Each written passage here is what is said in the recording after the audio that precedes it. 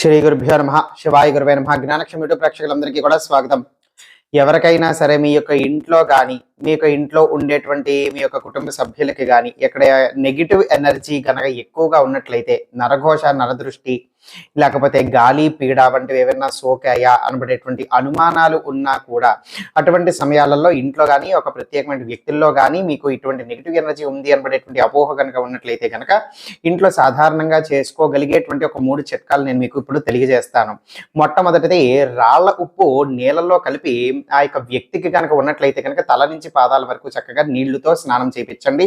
ఆ యొక్క నీళ్లు ఋతువులోని రాళ్ళ ఉప్పు అనేటువంటిది వేయాలి. తర్వాత అదే రాళ్ళ ఉప్పు వేసినటువంటి ఆ యొక్క నీళ్లు మొత్తం ఇల్లంతా కూడా శుభ్రంగా తడిగుడ్డ అనేటువంటిది పెట్టుకోవాలి.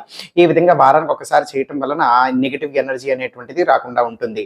ఇంకొకటి నువ్వుల నూనెతో దీపం అనేటువంటిది వెలిగించండి. ఒక చిన్న ప్లేట్ లో పెట్టుకుని ఆ నువ్వుల నూనెతో వెలిగించినటువంటి దీపము ఆ యొక్క ప్లేట్ తో పాటుగా ప్రతి ఒక్క గదికి కూడా తీసుకుని వెళ్ళి గంట కొడుతూ ఉండండి.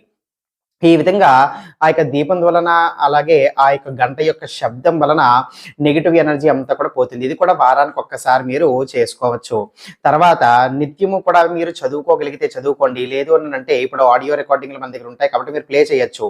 హనుమాన్ చాలీసా కానీ విష్ణు సహస్రనామ స్తోత్రం కానీ వారానికి ఒక్కసారి అయినా సరే ప్లే అయ్యేటటువంటి విధంగా ఇల్లంతా కూడా వినిపించేటువంటి విధంగా పెట్టుకోండి. దీని వలన కూడా నెగిటివ్ వైబ్రేషన్స్ అనేటువంటివి పోయి పాజిటివ్ వైబ్రేషన్స్ అనేటువంటివి వస్తాయి. గాలి పీడ వంటివి ఏమైనా ఉంటే తొలగిపోతాయి.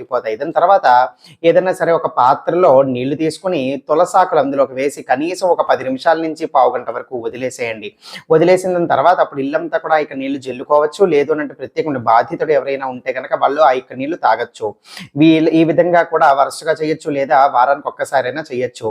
ఈ యొక్క ప్రక్రియలన్నీ వారానికి ఒక్కసారి మీరు చేయదలుచుకుంటే శనివారం నాడు మీరు ఎంచుకుని ఈ విధంగా చేసుకోవచ్చు. శుభ ఫలితాలు అనేటువంటివి ఉంటాయి. సర్వే జనా సుఖినో భవంతు. శివార్పణమస్తు.